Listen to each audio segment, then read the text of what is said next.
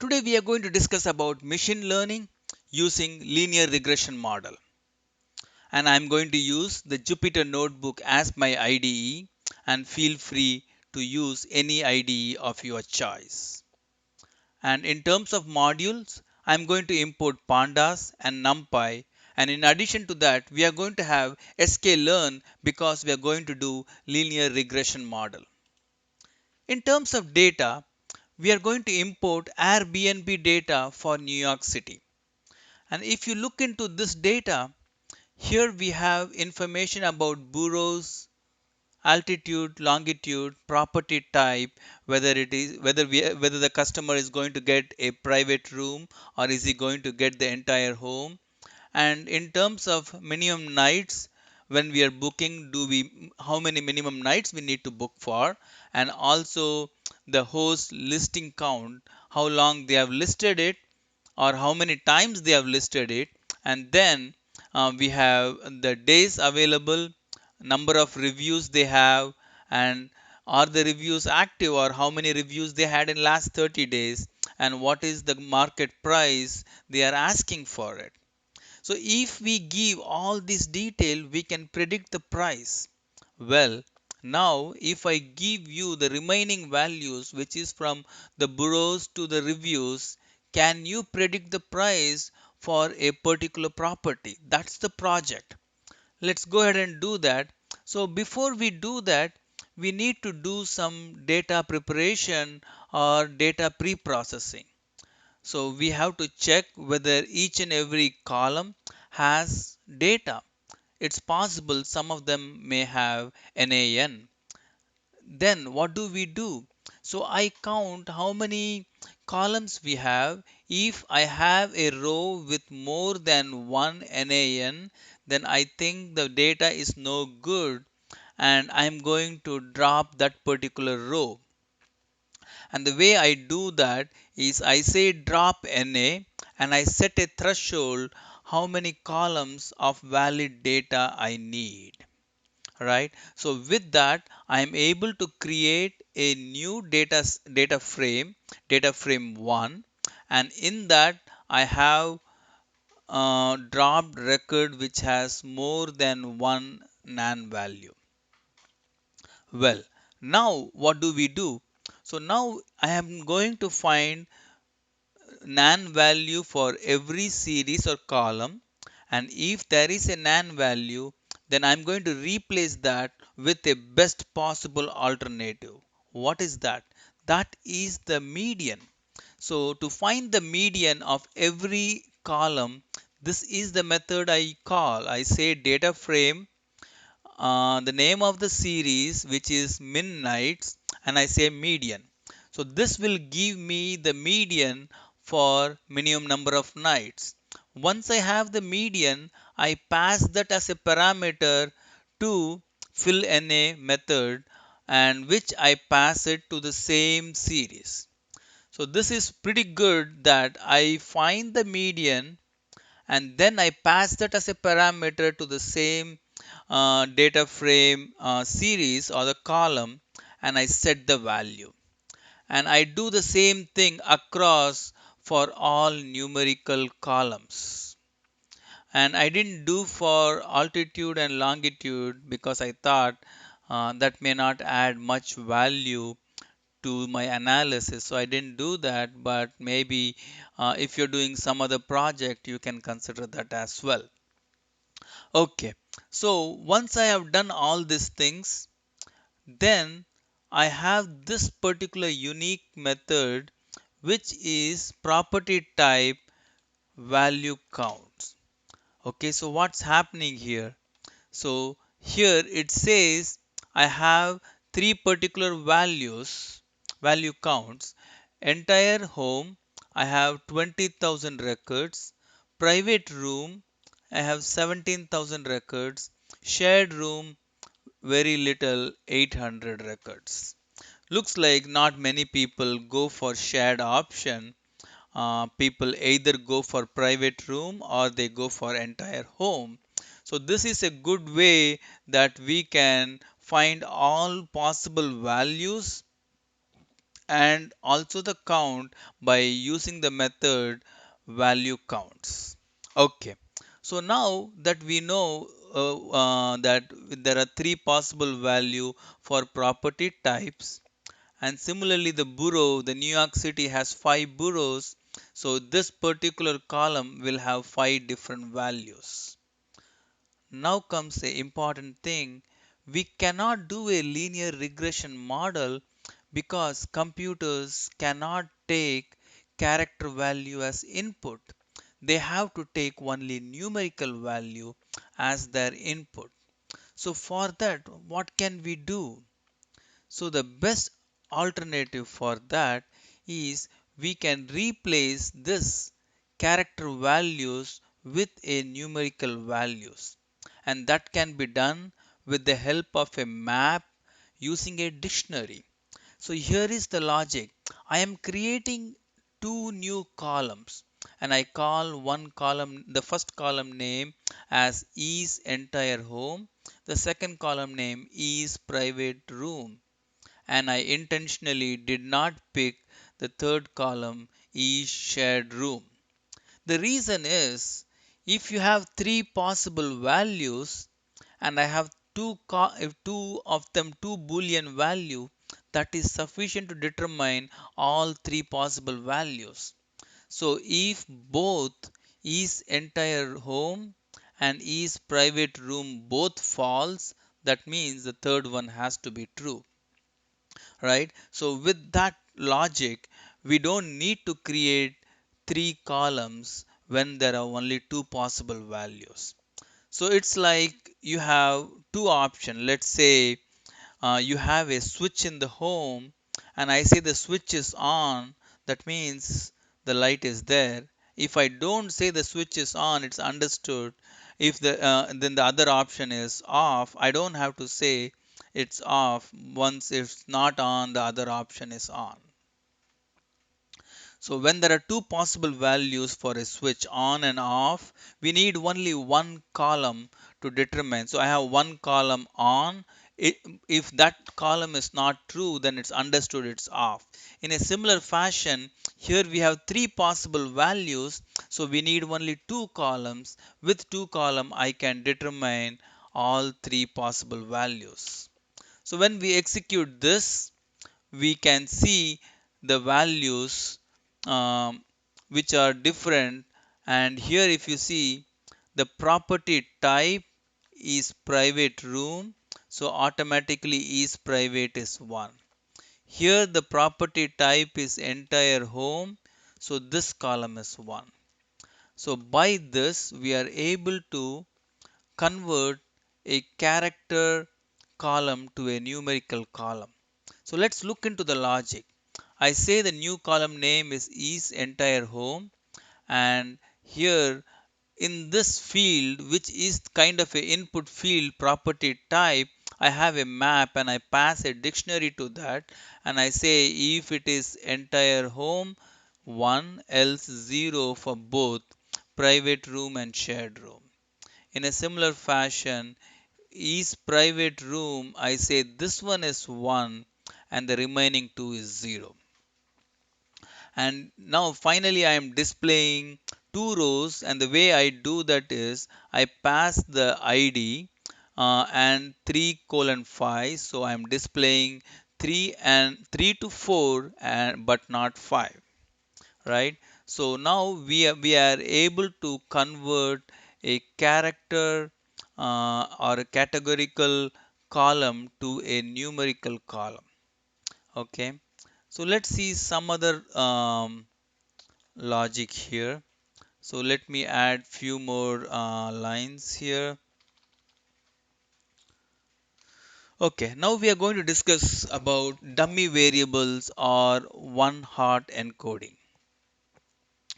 So the what we did here was very quick and easy, but there is something else which is more flexible and a pretty neat way of doing it.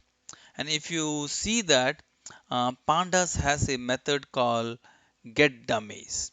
So here if you pass any series or any column to that and you say prefix is, that means the new columns which are getting created will have a prefix of is. And let's first execute, that way I can explain it with the data itself. So now what will happen is the new field which is created, so this will create two data frame. One data frame is called dummy burrow and one data frame is called dummy prop. Okay, so if you see the content of dummy burrow, this is how it will look. It will say is Bronx, is Brooklyn, is Manhattan, is Queens, right? And we actually have only four column, and the fifth one is actually a index or ID. So how come we have only four and not five? Because here I have a logic of ilock. So here I say show me all rows by saying colon, and show me columns which is four columns from start, because I say colon, that means from start, and it will show me the four columns. Okay, so that's the logic I have here, and that way this will show me the four columns. Let's say I do the same logic for property and I say the same stuff, and here I say colon, that means all rows, one colon, that means starting from first and going to the end. So this is not going to do the column 0, which is actually the first column. It's not going to pick that. Okay, so here the question is, how come, what is this is here? This is going to prefix is on in front of every column. So which is going to help us identify that what was the extra column created, those kind of information. Now that we have created dummy columns, but these are not attached to the initial data frame yet. Okay, so if you want to attach that to the initial data frame, we need to do a concat. So let's see how we can concat that with the dummy variables. So what we do here is I say pandas concat. What are the columns I'm going to, what are the data frames I'm going to concat? I have the initial data frame 1, I have dummy burrow, I have dummy property, and I'm going to concat all of them side by side, and I specify that by saying axis equal to columns. So this will concat all three. I have put that just to display the syntax, but actually I'm going to use this one here, same data frame 2 concat, and here instead of dummy burrow and prop, I'm going to have only burrow. The reason I didn't include prop is prop is already in the data frame 1. Okay, so now once again axis equal to column, and one more thing to notice, in some of the codes you will see axis equal to 1, so you can use any one, it doesn't matter. And now when I do this and if I execute, let's see how it looks. Now I have the data frame 2 which is newly created, which has all the information from before, which is burrow, property type, all this value. In addition to that, I have is entire home, is private room. These two are the new ones. And I have these four columns which talks about which borough it is in. Bronx, Brooklyn, Manhattan, and Queens. Nice. So now we have the data in the way we need it. Perfect. Now what we should do moving forward? If you notice, there is a small issue now, that we also have property type and we also have this dummy variables. We don't need to have both. So to handle this, what we can do is we can drop the one we don't need. How do we drop it? We have this data frame dot drop method and specify which column you don't want. And if you say that, you can drop it. So for that, I have this method and I pass the column name as a argument and I say drop the columns. So by specifying this, it would drop it. Okay.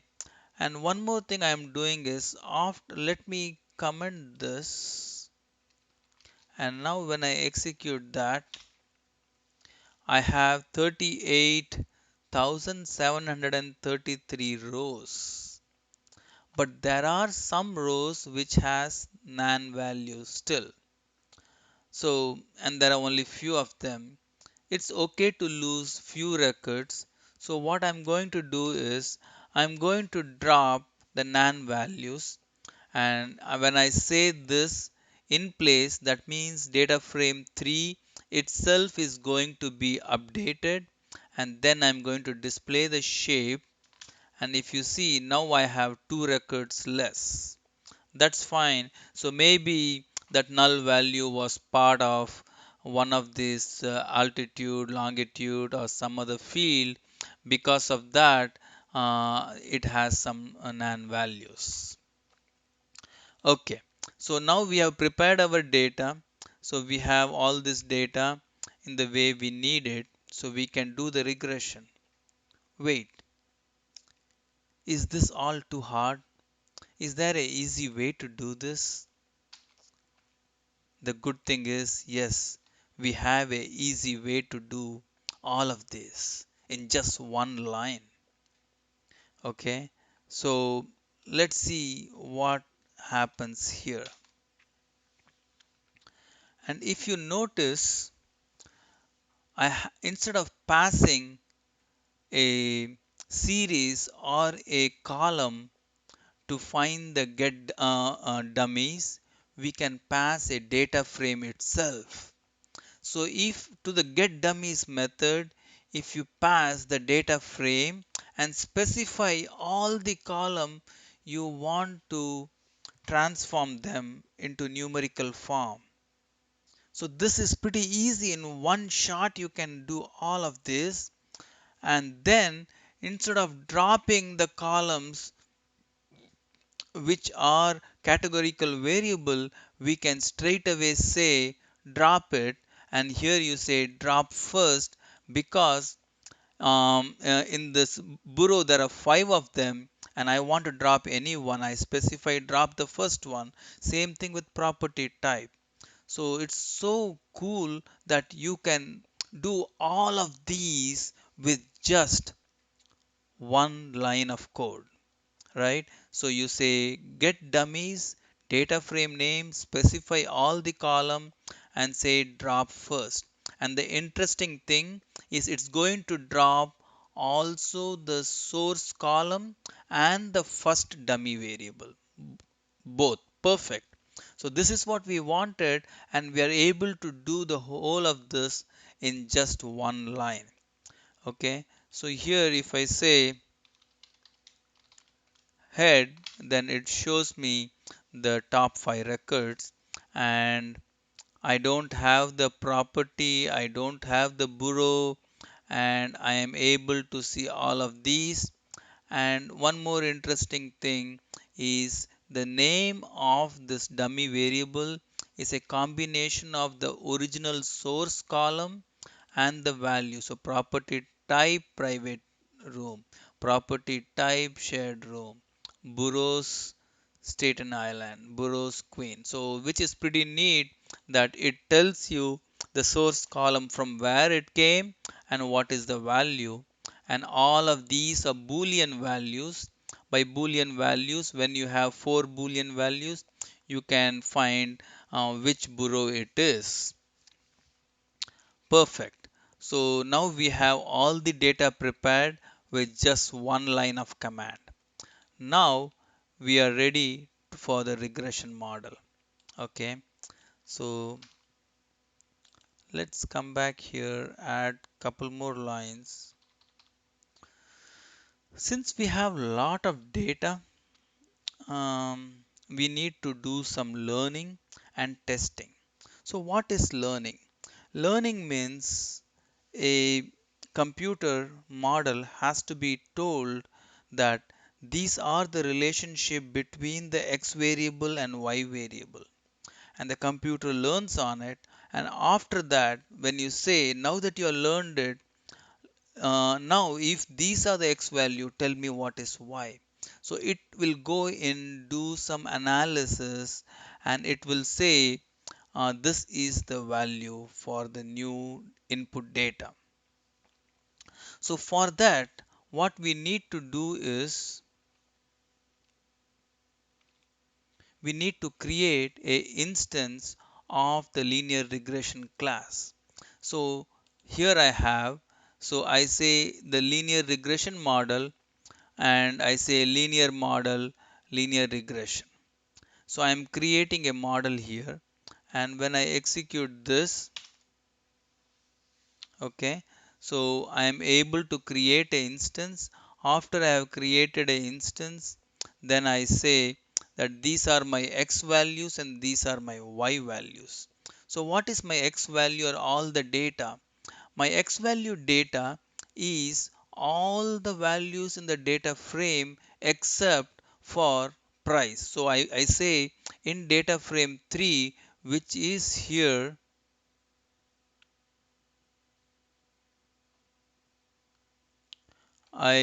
this is actually data frame 2. Oh, it works. So data frame 3 is here. So actually I'm going against the initial data frame, and initial data frame 3, what I'm doing is I am dropping the price column, and after that I am creating this x all. That means all of my data. Then I do y, which is my dependent variable, and I say just the price. So now I'm able to separate my x variable and y variable. X variable is also called independent variable, and the y variable is the dependent variable. And y has one more name, which is very common in data science. It's called target variable, and x variable is called the feature variable. Okay, so now we have our x and our y, and with this we are able to have two data sets, a data frame, one for input which is x and one for output which is y. Okay, and if you want to see how the data looks, if I show you my x variable, it looks like this. It has all the input data but not the price. Okay, and my y would look like this, where it has just the price. Okay, so if these are all my data, input data, then my output looks like this, right? So now that we have all our x and y prepared, and but actually we need to split the data in two sets, and let's call this data as training data and test data. So to split it, we have to use sklearn train test split module. Okay, so if you see this, I'm going to import train test split, which is in sklearn, and when I call this method and I pass all the data x all, y all, it is going to create four data set, which is slearn and x actual, y learn and y actual. Okay, so the learn is used for just learning, and the actual data is the data which I am going to use it for testing. Okay, so different programs will have different naming conventions. Some will say train and test itself, and I have used a different name, learn and actual, because learn is for learning and actual is the actual test I am doing, so I named it actual. There's one more reason why I use the name actual, because later on we are going to predict. So I will have y actual and y predicted. So that's the reason I named it actual, because down the line that name would help us. So here I also say the test size is 40 or 0.40. That means 40% of the data I am going to do for test, and 60% of the data I am going to do for learning. So that means I'm giving more focus on learning 60%, and I'm going to test it with 40% of the data. So let's execute this and see what happens. So this was executed, and all these four data frame have been populated. So if you want to see the content of this data, then let's put one of these here. So it shows that there are 22 or 23,000 records, but initially we had lot more here. So here we had 38. So that's because we have split the data into multiple group, and that's the reason we have less data now, because this is just the learning data. We are going to use this data just for the learning. Okay, and I can also say, instead of this I can say shape. Okay, so if I say here shape, then it will give me the number of records and number of column. Okay, and I can do the same logic for the learn and the actual, and the actual has less because actual is what I'm going to use for testing, and 40% is close to 15,000, and that what comes up here. So far we have the data and the whole population. We split it into two parts, and after we split into two, before we split into two part, we went in, we did data pre-processing. After we do pre-processing, we split the data in two parts, and now the data is in two part, we are ready to learn. Okay, so how do we learn? And for that, we have already created a model, and we are going to use that model, and we are going to learn. So for this is the syntax or the code to learn, where we have the linear regression model, and I say fit. I give the data which will be used for learning, and I pass that.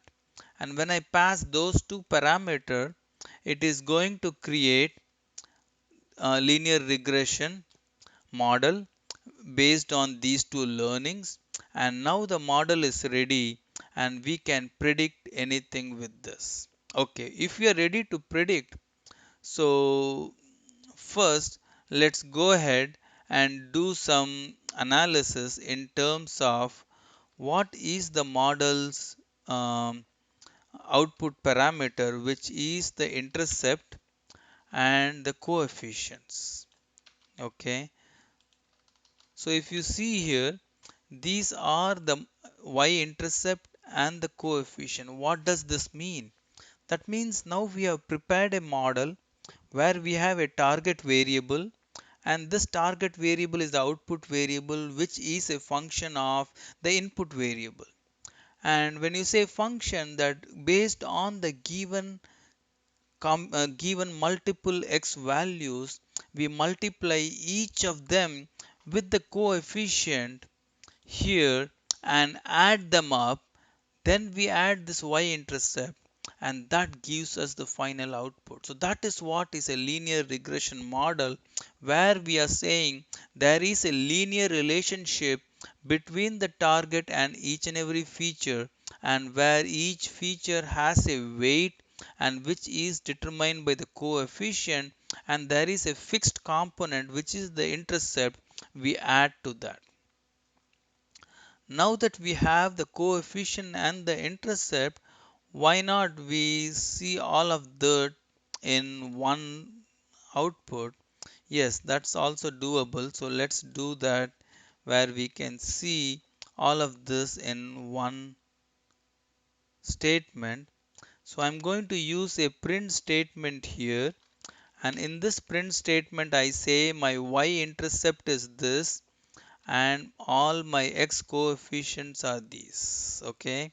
So we are able to make the model, and in the model we know what is the y-intercept and what are the coefficient. Excellent. So far so good. Now we are ready to do the prediction. So we are going to do our first prediction. So prediction in the sense I have to tell all my independent variables. What are my independent variables? My independent variable is my altitude, longitude, minimum nights, listing count, all this parameter I have to pass as a parameter. Once I give all this detail, my model will predict and tell this is the output value or the target value or the price. So let's execute this. So if I feed all these parameters, so this is my value. So let's say the third parameter, I am increasing it by 10.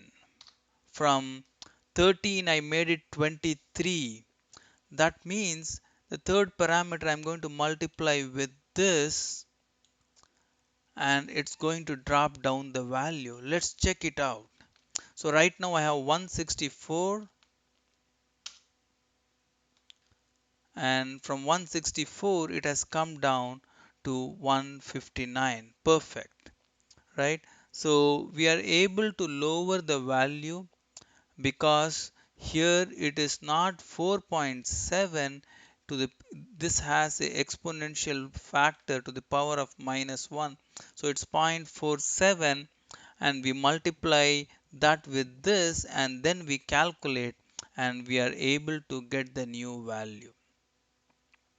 So if I increase this, let's say, or some other field I can increase and I would get the corresponding value. Okay. This one. 1, 2, 3, 4. 1, 2, 3, 4. So from 0, if I make it 1, so what's going to happen is it's going to increase in value. Let's check. 300. Perfect.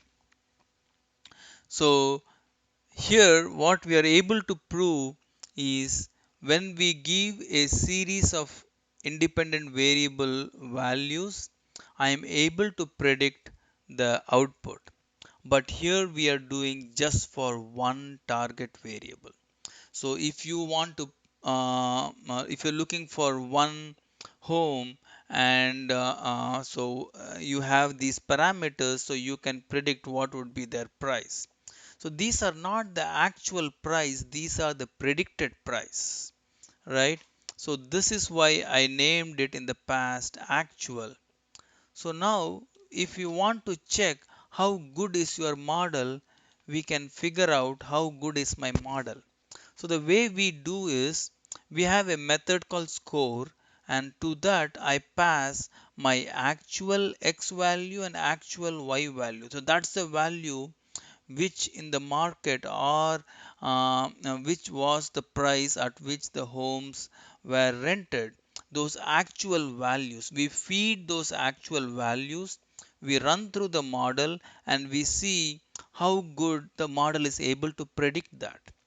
And if you run it, it says the prediction is 11.4% good. What does that mean? That means this model is not so good because it's far away from 1. If this score is close to 1, that means it's very good, and if it's close to 0, that means it's not so good. So finally what we are saying here, this model helps but it's not very good. So this is very good that we are able to check or validate how good our models are, right? So instead of doing just one by one like this, can we do prediction for a array list? Yes, we can. So for that, we have one more statement. Let me insert few command line, and here I say my model predict, and I pass an array x array. So this has all the x and y value in a data frame format. I feed that and it is going to predict. So the interesting thing is I feed the x values, but I don't feed the actual y value. Instead, I am predicting it. So this is my predicted y value, and my predicted y value is what we see here. My predicted y value is that which my model predicted, and my actual y value is what we got from the market data, and that is this, right? So they are kind of similar, but they are not very close. Maybe that's the reason the model is not so good.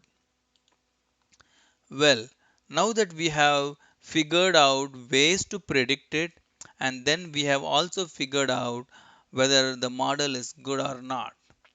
So there are few other methods to see how good the model is, and let me demonstrate that.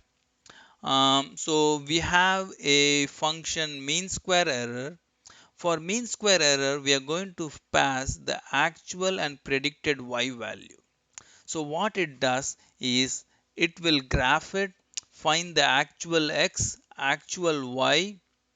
No, it will find the y actual and y predicted. It will find the difference and it will calculate mean square error. And if the difference between y actual and y predicted is more, mean square error is going to be high. And if it's less, that's a good model. The mean square error will be less, right? So that is mean square error, which looks into the y value of actual and predicted, and it does the mean square error for that. You have one more thing called coefficient of determination, which is the actual and predicted. It's going to find the y value, and it is going to use that to determine how good the score is. Okay, let me first execute this, and if you see, our mean square error is close to 34,000, and our score is close to 11415, and that is what we previously we got.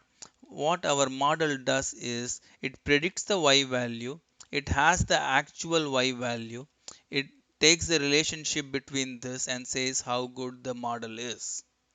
So we can use the R square where you have to pass two data set. Instead, there is one more.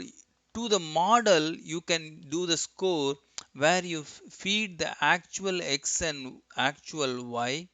It will calculate the predicted using the model, and then it will do the score and it will give the value, and that way also you get the same score. So we are able to say how good the model is, and we are able to predict as well.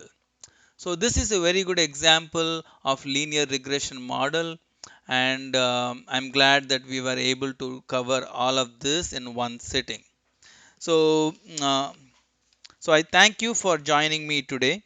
And if you like this video, I would say go ahead and subscribe to this channel, and I will see you again soon. Thank you.